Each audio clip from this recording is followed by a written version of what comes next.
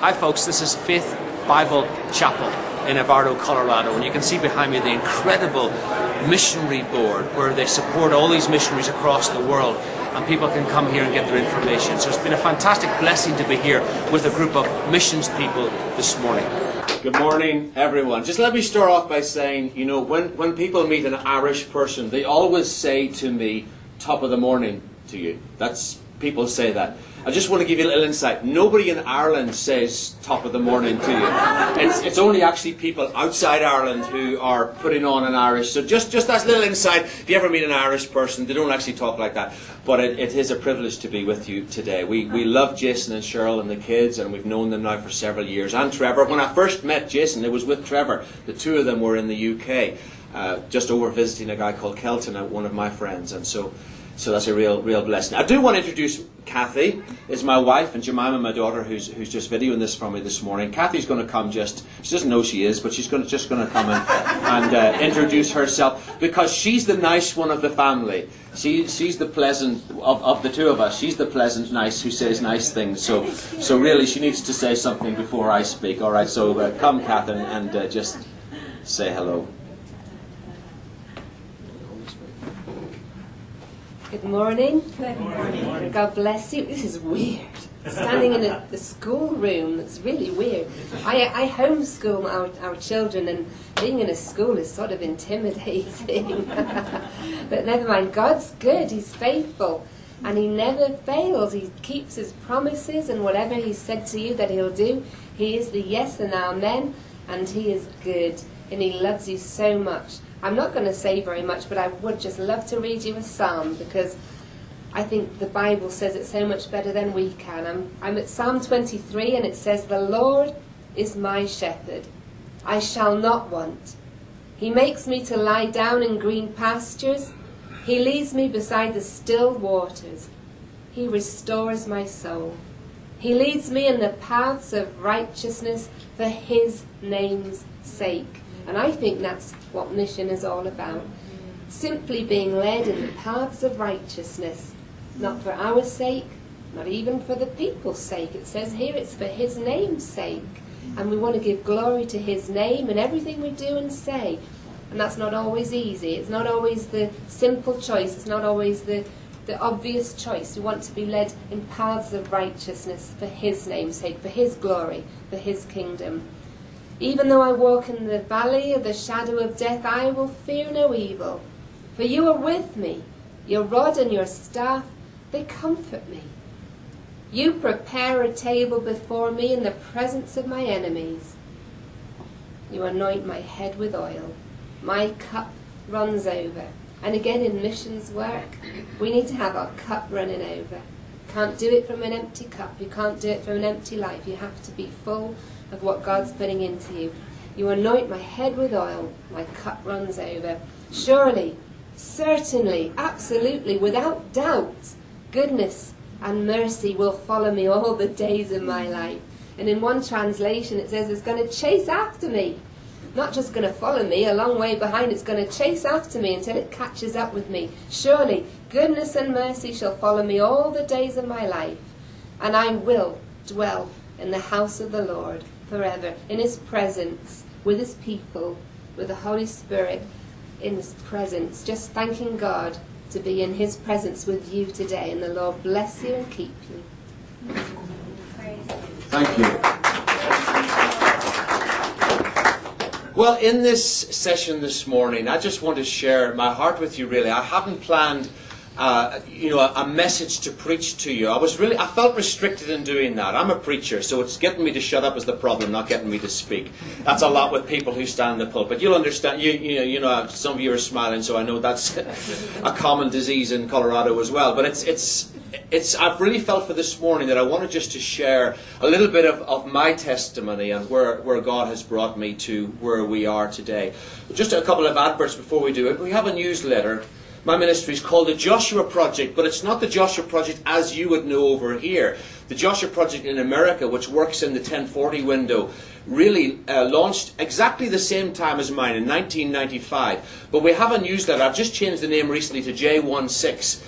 And in this, just some of the trips we've been on recently. If you have a smartphone, J16 is on the App Store, and it's also for an Android. If you have a Samsung or a tablet that's on Android, you can go to Google Play and download it. It's free. Download J16, and that's what it'll look like, and it'll load up, and you can then watch what goes on. Basically, every trip I go on, I do a video. I'm trying to show you one this morning, but I said to Trevor when I came in, this is how not to do a meeting. I turned off my computer to turn it on again, and it's on update 67 of 160. Aren't computers beautiful things? And I wanted to show you just a little bit of what I've done recently. But if you do have a smartphone or a tablet, you can download the app, and that J16 from the App Store or from Google Play, and I update that regularly. Also, the benefit of it is you can push to an app. So basically, I can, anywhere in the world, I could send you something that will go straight to your phone and say, please pray for me. This morning, I've shared about this meeting, and it'll have gone to everybody who's got my app will say that we're speaking to a missions group this morning in Navarro, Colorado, and that's a blessing to be able to do that. Just a little bit of modern technology that can work. These are terrible masters, but they're fantastic servants, as I'm sure you know. Going back a few years, let me read you a few verses. I came to the Lord as a 16-year-old, first made a commitment at 11, brought up in the Methodist Church in Ireland. I've got an international marriage. I'm an Irishman, married to an English woman. That's a cross-cultural, multi-dimensional marriage, and it's wonderful. We're married 31 years, and God has blessed her. I love my wife more today than I ever have, and so we thank God for that. We work together as a partnership. I was brought up in Ireland, in the south of Ireland, just on the border. So my background is one of terrorism. I was not a terrorist myself, although I did cause a bomb scare once, but that's another story. But in my school, where I was brought up, was bomb scares every day. Those of you who remember Northern Ireland at that time, I moved up from the south to the north. But that was my childhood, running out of buildings, another bomb scare, another bomb scare. I remember my swimming togs once running out of a swimming pool for a bomb scare. I remember one was a good one, because I was trying to comfort a girl who sat on my knee while there was a bomb scare. And that was one of the better remembers that I have. But again, that was also another story. But that was my background as a young person, coming to Christ really at the age of 16. I was at school, was invited by the Christian Union in school to go to a weekend, and went away. And God revolutionized my life at the age of 16. I was a very shy, sensitive teenager. I wouldn't say boo to a goose. The place where I was brought up, the population of the village I was brought up in the south of Ireland probably had 200 people in it. I went to a school with a Protestant school in the south of Ireland, 11 people in total in my school.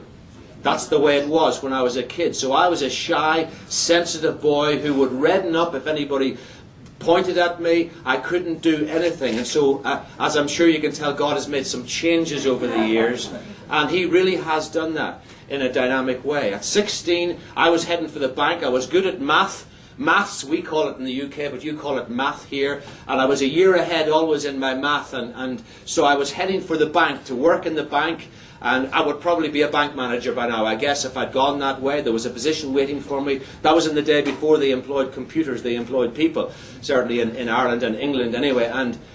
But God changed all that, and really got hold of me at that age. I was in the Methodist Church. I did a voluntary year in the Methodist Church, and then went over to a Bible college in England where I met Kathy. And I have a story about that as well, but it's not true, so I'll not tell you of how Kathy first met me. I often tell people that as she saw me get off the bus and walk up the hill, that everything went into fuzzy, apart from me, and fresh focus right in the centre, and hearts pumped from her eyes as she saw me. But that actually isn't the truth, so I better not go down that way. She thought I was too young, because I'm much younger than my wife, as you can tell. 2 months. Met her at college, and then went back to work in the Methodist Church in Ireland, training for the Methodist ministry. I went to do my degree at Queen's University in Belfast, and then God spoke to me. And isn't it wonderful when God speaks to you? Because, when God gets a hold of you, as Pastor said this morning, one of the things that he said in the service how many of you were in the service this morning? I guess most people go there and then come on to the class. Well, he talked about, at that time when he called people forward, he said, God's speaking to you today, and you might not get this opportunity later on. You remember he said that? It reminds me in the Bible of where it says, when God speaks to you, don't harden your heart as you did in the days of Meribah, but listen to what God says. And God spoke to me in about my 3rd year of my university degree. I was training for the Methodist ministry, and God challenged me to step out from where I was. I was training for the pastoral ministry, and to step out into a more evangelistic ministry. So I did that. Now, my background is steeped in Methodism. My uncles were Methodist local preachers. My family were all Methodist. I was brought up in the Methodist church. I went there every week, and to be honest, I was bored out of my mind there in the hymn sandwich that we had every Sunday morning. I knew the hymn book off by heart. You know, I used to read through the hymns, and I was just bored most of the time. But I said to God, God, if I'm going to follow you, I want something to happen, something unique. And in that 3rd year, I went and did 2 missions. One was in the island of Guernsey, which is just off the coast of France. It's a British island, part of what's called the Channel Islands. And I went there and did a week in a church, a week of ministry. I was the preacher, did some teaching with them. And God moved, and something happened in that week that I came away from. I said, wow, God, I want more of that. I went from that then later in the summer to a youth camp over in Norwich in the southeast of England. And it was this youth camp. I was speaking at the camp.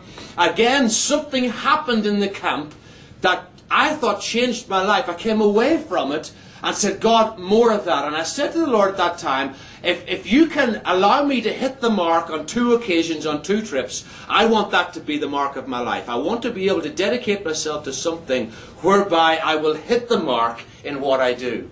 And so God sort of, I guess God listens to us, doesn't he, when we moan and groan and do what we do. And so God took me at my word in that and really challenged me. And I felt God, when I was in this youth camp, I was speaking on spiritual warfare, and I should have been aware of what was going on. It was in a camp in a school like this, not part of a church, but in a local secular school, and we hired the school. And because I was the speaker, they gave me the floor in the headmaster's. I mean, I was the travelling speaker. I slept on the floor in the headmaster's office. It was still a hard floor, but they gave me the headmaster's office. Wasn't that nice of them? So I'm lying on the floor, and I had one of the weirdest experiences I've ever had in my life. I don't know whether I was awake or whether I was asleep. But on the floor in this school, I was being choked. I literally, in my dream, and I don't know whether I was dreaming or whether, I couldn't even breathe. And it frightened me. And I don't get frightened normally, but I got frightened. It was dark. And I lay there for hours feeling like I was being throttled. This was on the morning, I think it was probably the Sunday morning that the meeting started. The week of camp started on the Saturday night. And on the Saturday night, as we had the meeting, everybody travelled, everybody was tired, but it was one of those meetings that didn't take off. Sometimes you're at it, you go to a service and you think, well, it was okay, but it didn't take off.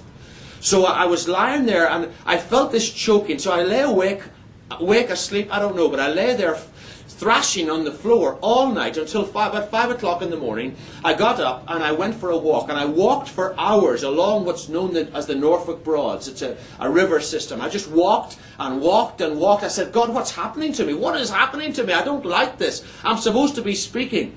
And I felt God said to me, you've got to fight for a breakthrough. There's a breakthrough coming, but you've got to fight for it. So I went back to my headmaster's office and I sat and read my Bible. I was reading through Deuteronomy, the end of Deuteronomy, where God spoke about Joshua and said, Joshua, you are going to cause people to inherit the land. And bam, that was something that God gave me. And I thought, right, we're going to have a breakthrough. We're going to have to fight for the breakthrough. I went to the morning meeting. I was exhausted. I've been fighting all night. And normal meeting. Got to the evening meeting. I'm sitting in the congregation, and I felt God saying, we're going to have a breakthrough. You're going to have to get these people to shout, because you need a breakthrough. When you get up there, get the people to shout for a breakthrough. The guy who's leading the meeting stands up to lead the meeting, and he starts off and he says, I think we need a breakthrough tonight. We're going to and I'm sitting there thinking, well, that's just what God said to me. And we're going to shout for a breakthrough. So you got the people to shout for a breakthrough. And I would say the glory of God fell in that meeting. And after that, it was the most wonderful week. But God started to speak something over my life regarding Joshua.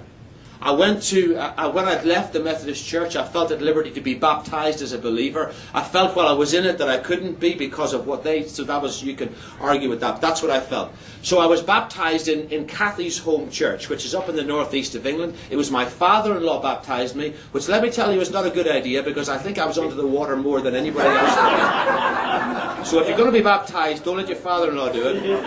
But when I came up out of the water, the minister stood up and said, I've got a word. You know what often happens at baptism? I've got a word from the Lord for you. And he read Joshua chapter 1, verses 6 to 9.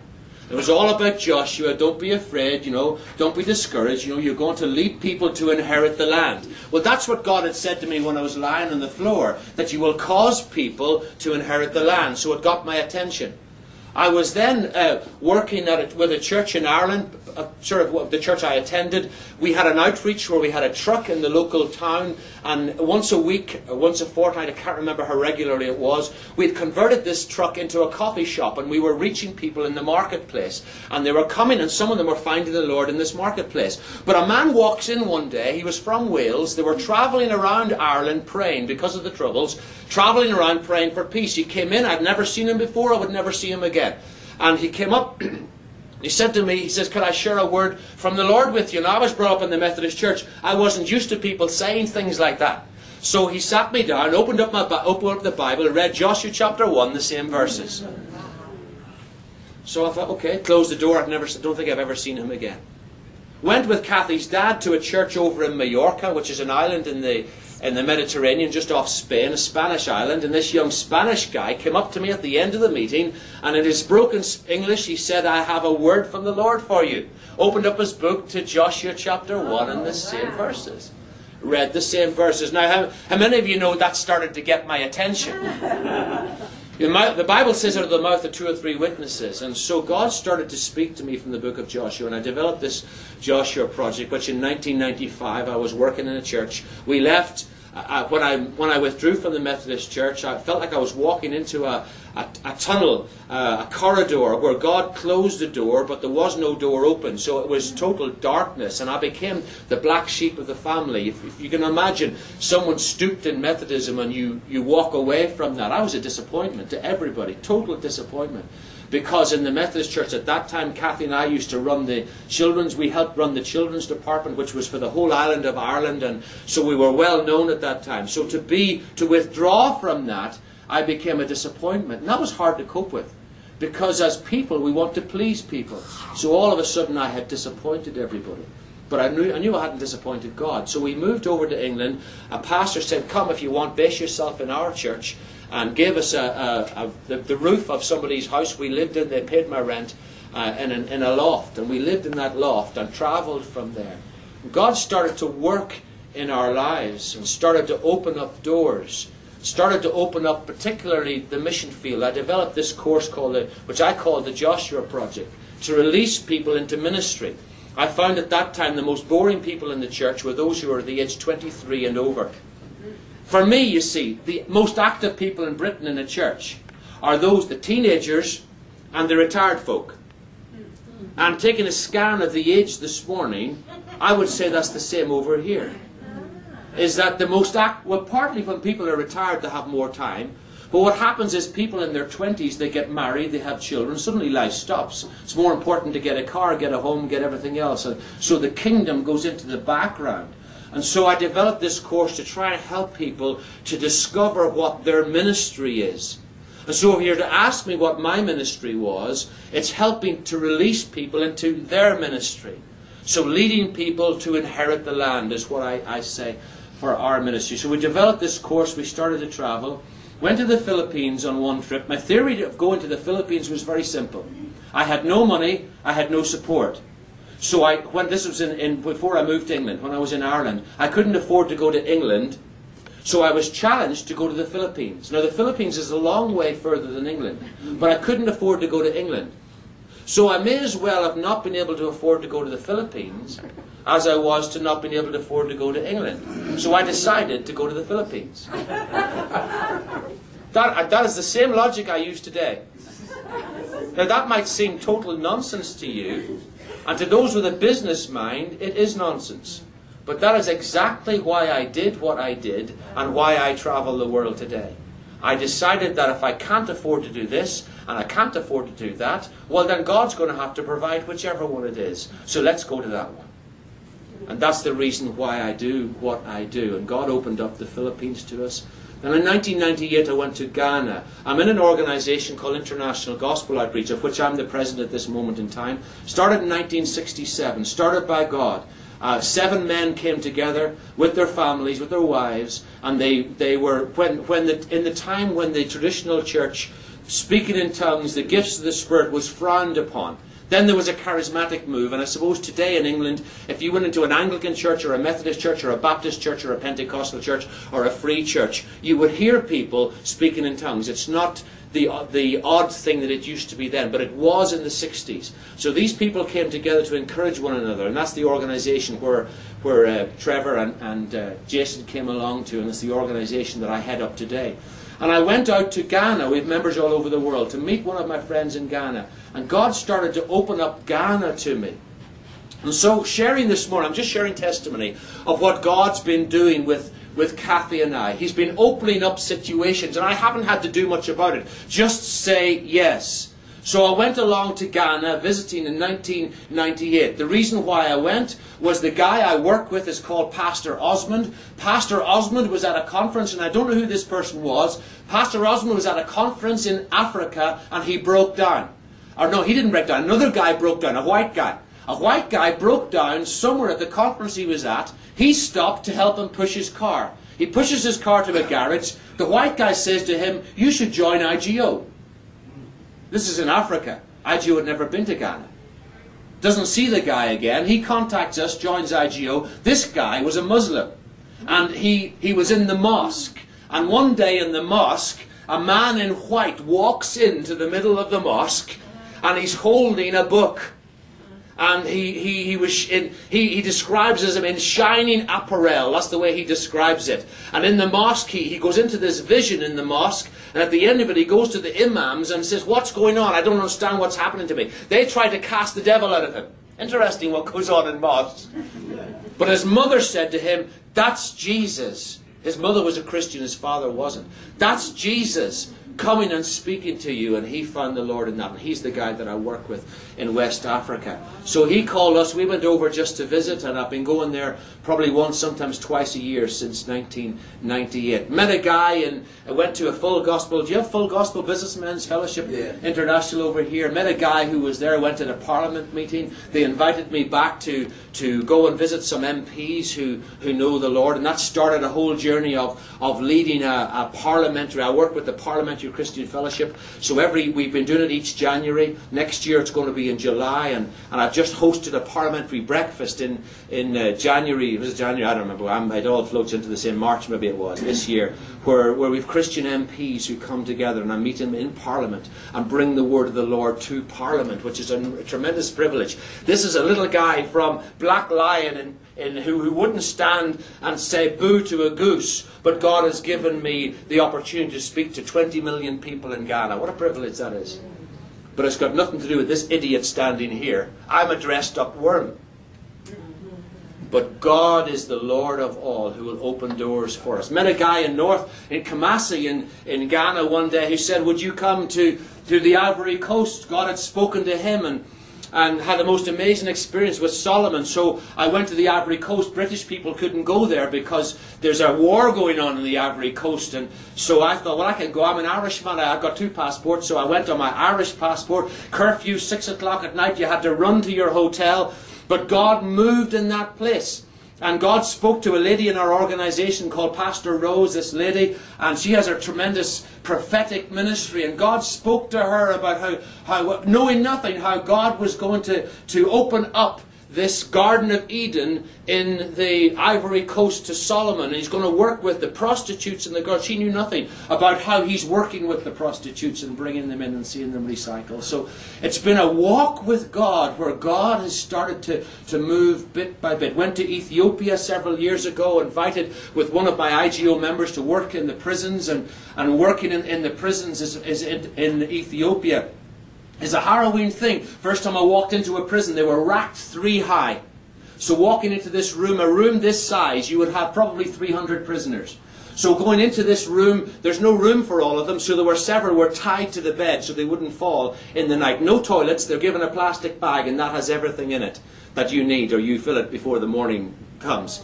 And so that's the way they lived. But they'll come to Christ in their multitudes. Thousands last year. It's about, 5,000 to 7,000 came to Christ last year in the prisons in Ethiopia.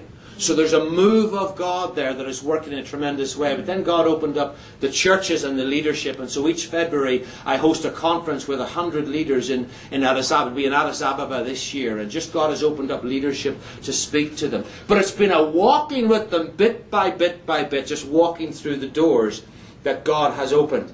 Got an email about, I suppose, 7 or 8 years ago. Got an email from a guy.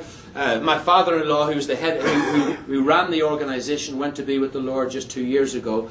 An email from Pakistan, found our website and said, would you come? And I got this email from a guy called Jamshad Hajjat. You can tell he's not from Colorado, can't you?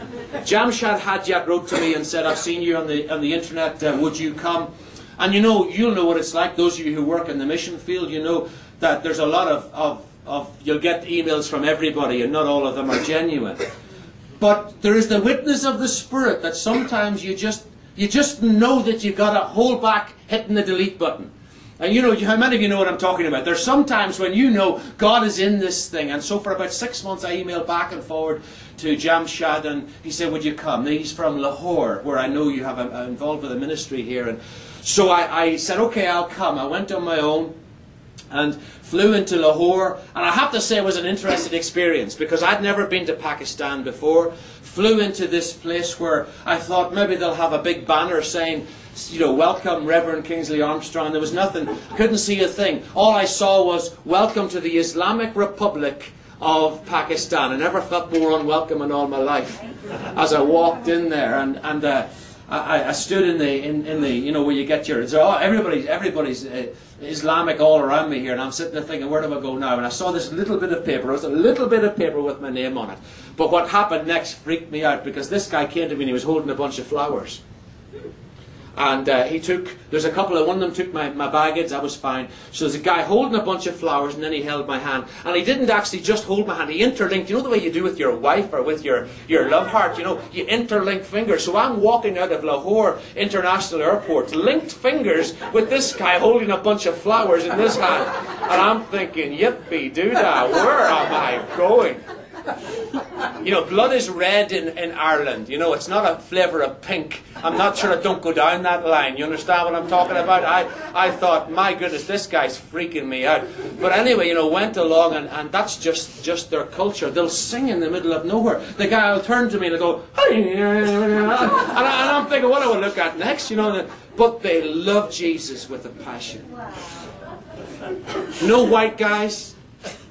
First place I went to was a fort town, where no white guys allowed to go into the towns. You had to skirt around the outside, and the secret police that put posters, they'd actually put a poster on, welcome Kingsley, but the way they spelt it was, my friends loved this, they'd separate the king, and then they'd spell silly, so that welcome King Silly. That's my banner, welcome King Silly.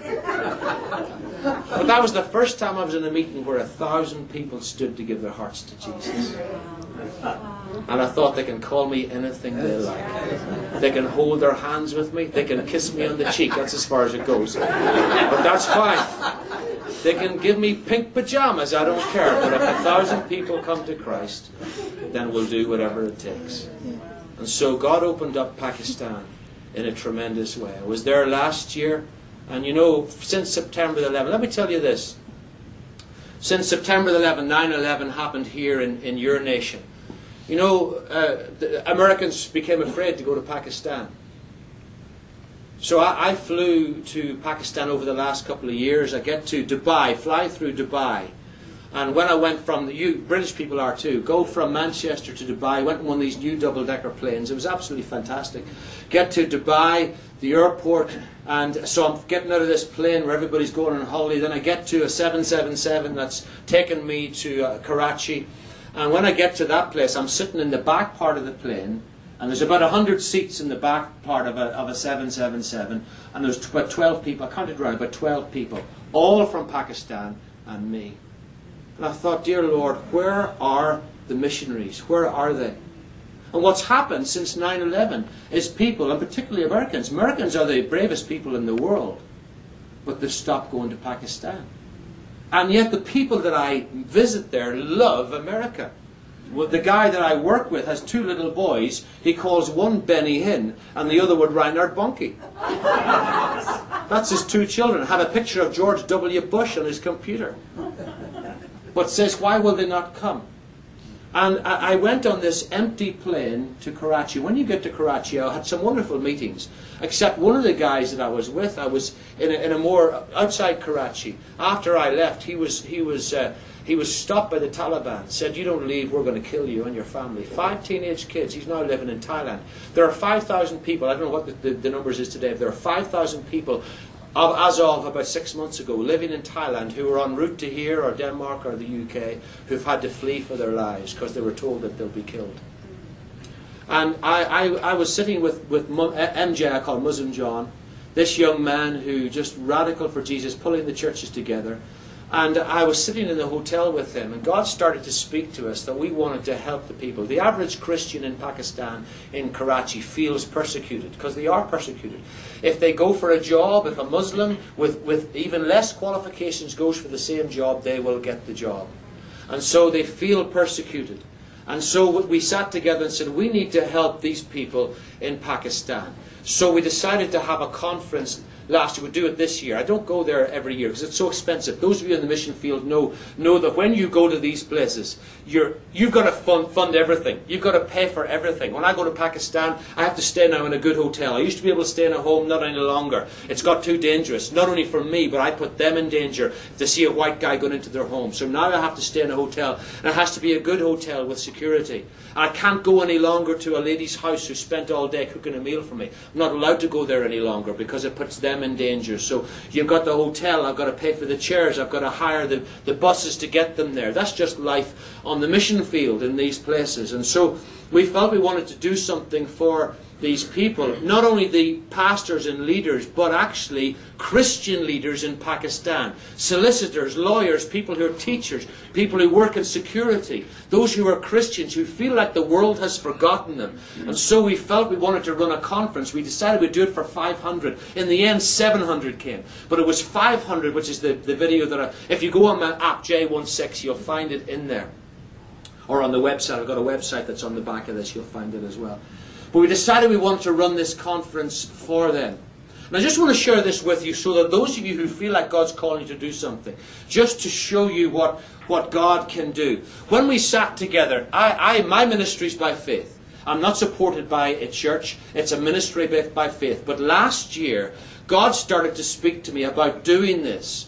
And so we decided we'd do it. We said, well, what will it cost? Well, it'll cost $20,000 to do this week. That's what the conference was going to cost. Then it jumped up to 700. So what we decided, we'll go ahead and do that. Last year, I went to a conference in San Antonio, Texas. And it was January. And I was sitting in a meeting. I was the speaker on the Sunday and the Sunday, I think Sunday, all day Sunday, and once on the Monday. And then the rest of the time, other speakers were coming. So I sat in the meeting. And have you ever sat in a meeting when it's almost like God speaking only to you? Have you had that experience? Maybe where your pastors come out in the morning and he shares something and you think, flippin' heck, that guy's been talking to somebody. Have you ever felt that? Somebody's spoken to him. And you get annoyed, first of all, because you think, who's talked to him? But then you realize God's actually speaking to you. Well, I went to this conference. It was about the Tuesday morning. Guy gets up to speak. And on that morning, you know that England was about 6 or 7 hours ahead of the US. You know that Ireland particularly is ahead of the US in all things. You know that, don't you? Ireland and, if you want to look up, Ireland and intelligent are synonyms for each other. Just thought I'd tell you that. Just joking, really. Hardly. And so I was at this conference, right? And because we're about 6 hours behind Kathy, I'd rung up Kathy that day earlier because I was having breakfast and she was already up doing with the kids what she was doing. And so when I chatted to her, now, January is the beginning of the year for me. Well, it is for you as well. But January is the beginning of the year. And last year I was going from the conference, I was going to have to go to Ethiopia to run my leaders conference there. And that meal cost about $5,000. Then I was going to Ghana. Then I was going, I think, to the Ivory Coast, then off to Guatemala. And so this was facing me in January. And I don't think I'd paid for any of them at that stage. And so as I was in January, I'm always thinking about the year ahead, thinking, God, come on, you've got to meet the need, you've got to meet the need. And so Pakistan was one that I wasn't planning on. We'd had this meeting, Muslim John and myself in the hotel saying, will we do this? You're just as carnal as I am. That was the first thing I said. How much was the check? And the check was for £50, and so that works out about $80. What was the next thing I said? Who's it from? Oh, that's not uncovered. No? That's See, you're definitely as carnal as I am. I said, actually, it's not enough. Who said, oh? See, you're shocked by that, how unspiritual I am. I know. That was my response. It's not enough. Right? First thing in the morning. So I go to breakfast, I have my breakfast, and now I get to the meeting. At the meeting, they have a time of worship. You know, it's just some Jason might well have been there. I don't know if you were at that one, Jason. And then the worship starts, and so he's singing, you know, All Hail the Lamb, whatever it was. You know what I'm singing? It's not enough, Lord. You know, by the time he gets to preach the message, I'm totally depressed. So never mind building yourself up in the Lord. I'm telling myself it's not enough. Somebody's just sent me a check. What sort of a depressed creature am I?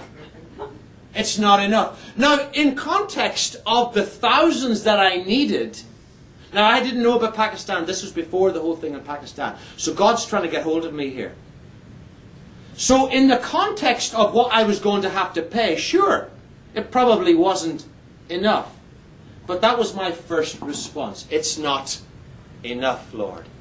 So by the time the guy got up to speak, and he reads the passage, the feeding of the 5,000, and there are three. It's in Matthew, Mark, and Luke. The Synoptic Gospels look at it in one particular way, where they said Jesus took, when he saw the 5 loaves and the 2 fish, what does he do?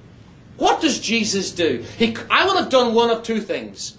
I would have either said to this young boy, wow, what a fantastic boy. Bring him up to the front here. Let's give honour where honour's due. Come on, let's have a big round of applause for this young boy. He's fantastic. He's given us his packed lunch. Isn't that incredible? It would have been incredible. That's one of the things I would have done. Or the other thing that I would have more likely done, I said to the disciples, you're going to make me look stupid here. Do you see the crowd? 5 loaves and 2 fish? Do you see the crowd? Have I not taught you anything? It's not enough. But Jesus doesn't do either of them. In fact, what he does in Matthew, Mark, and Luke, it says that he blessed them. And in John's Gospel, in John chapter 6, what it says he does is he lifts them to heaven and he gives thanks. The word is Eucharist. They use it in the Anglican Church for the service of Holy Communion. Eucharist comes from the word charis. It's an adverb that means doing well. Charis is the word for grace, giving thanks. And as I sat there, I felt so guilty because I thought, Lord, I haven't even said thank you. All I've done is I've said it's not enough. And I have to say that was a life-changing experience, totally life-changing experience for me. At the end of the meeting, what they do is they have dinner together, about 300 people, and they share together. I had to get out of there. I went to a Starbucks. I was on my own, and I just went off to Starbucks, and I sat there by myself with a coffee. I had my meat. I'd taken everything, notes on my iPad. I brought it with me, and I went through the whole thing. And I said, Lord, I will never do that again. And I don't believe I have. Because sometimes as preachers, you go and you preach in a church and they give you a check. I don't even look at it now today. I don't look at it. Because if I look at it, then I make a judgment on what's just happened by what I see. And then I make a judgment of what I can do by what I see. And with the feeding of the 5,000, the disciples saw the same 5,000, probably 12,000 people as Jesus saw. And the disciples, their response to the 5,000 was, Lord, they're hungry, send them away. The response of Jesus was, he looked at them and saw them as sheep without a shepherd. So my response was, God, how do I see the people? The thing you've let me see, how do I respond to it? And that was before I went to Pakistan. So when I went to Pakistan, I suddenly saw something that God had allowed me to see. And it might have been, 500 people. It grew to 700. But with talking to Muslim John and myself, the fact I'd never raised £20,000 in my life. But the thought of that amount of money in the past would have frightened me. And so my decision would have been, let a big guy do this, I won't do this.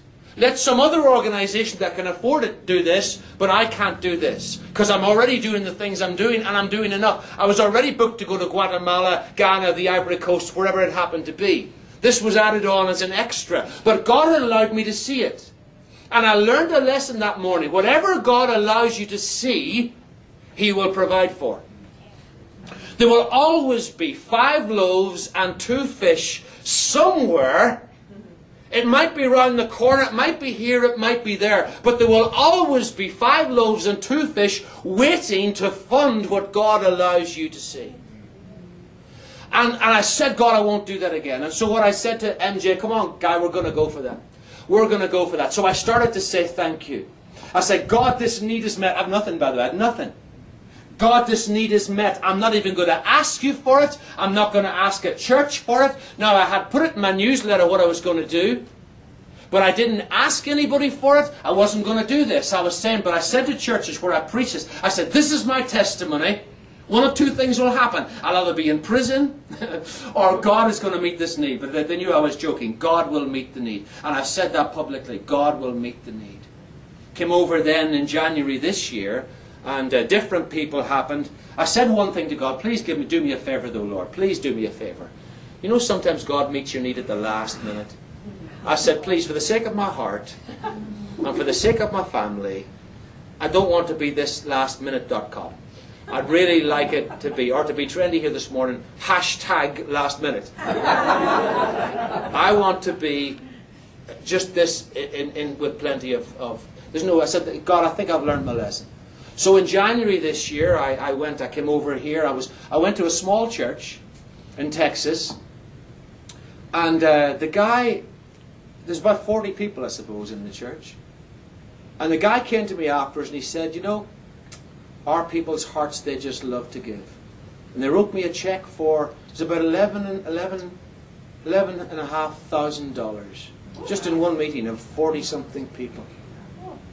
I thought, wow. That's got me. He says, we're getting you halfway there. So then I had a phone call from somebody else, some company or some friend I had who was in a business over in Ireland, in England. She said, we've had a refund from something or other. It was £5,000. She said, we're not taking that refund. We're putting it straight into your account. By the time I got home, this was I went in March, with 2 months to spare, everything was met. And I didn't know I couldn't do this, by the way, but I went out with my little backpack. I had $24,000 in cash. I walked into Pakistan with $24,000 in cash. I shouldn't have done it, apparently, but I did. And I paid cash for everything, paid it. I even was able to pay the guy who'd given up months to work on it and give him a good wage for what he'd done, and God met every need. I thought, wow.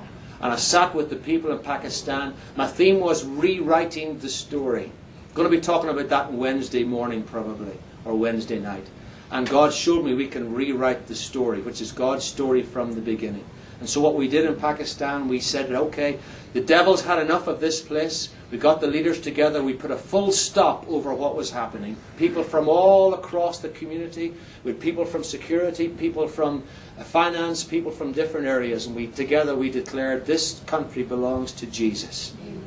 And we're going to rewrite what happens in the future. So God was with us, and God blessed us. So we're getting near the time. I'm going to draw that to a close. I'm just sharing some stories with you this morning. God is very faithful to us. He is our Master. He is our Lord. And it's a privilege to serve Him. But I want to encourage any of you this morning. If God speaks to you, God gives you a thought. Because God works in our thought life. God gives you a thought. I've had a load of people in America over the years. When they find out I'm from Ireland, you know, they'll say things. First of all, they'll say, top of the morning to you. And I don't go into the bit about saying nobody ever says that in Ireland. It's beside the point. But they'll say to me, oh, I want to visit Ireland one day. Now, the thing is, I'll meet them next year again. They'll say the same. I want to visit Ireland one day. Then I'll meet them the next year. I want to visit Ireland one day. Okay, good. It's about 10% of people that I meet who tell me they want to come on a missions trip. It's no more than 10% that will ever come on the missions trip.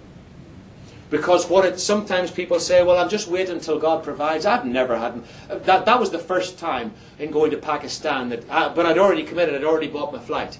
Because when you get visas, you have to, over with us anyway, every visa I go for, I have to send my flight ticket with the visa. So if they say no, I've lost my flight ticket.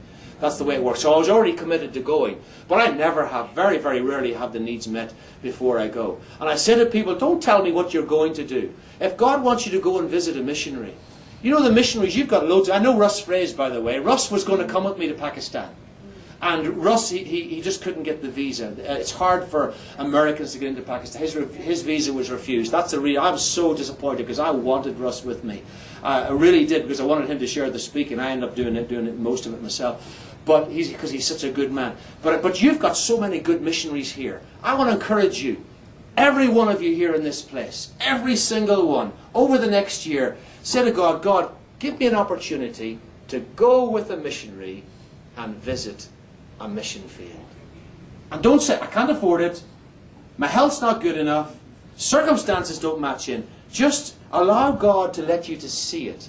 And I can promise you, if you can see it, God will somehow bring along a boy with 5 loaves and 2 fish, and all you'll have to do is give thanks, and God will open up the mission field to you. Amen? God bless you this morning. Thank you for listening so well. Bless you.